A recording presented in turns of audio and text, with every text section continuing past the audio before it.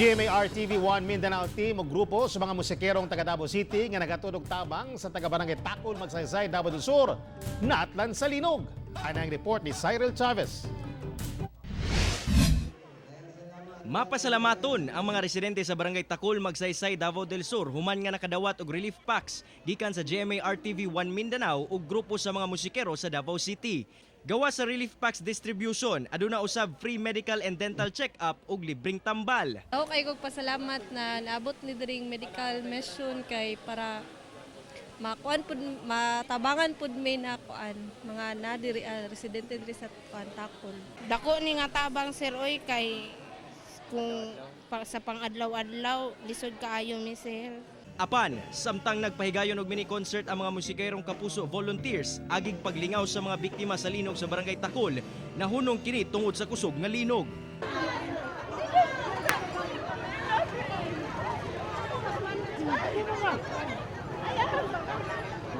Nagkaguliyang ang mga residente, ang mga bangko ug uban pang gamit sa relief operation ang nangabungkag.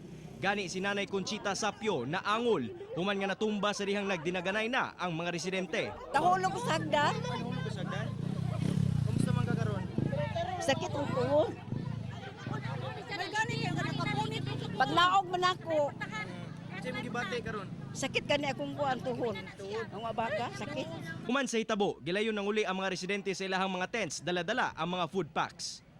Kauban si Joe Pascual sa kamera, ako si Cyril Chavez para sa One Mindanao.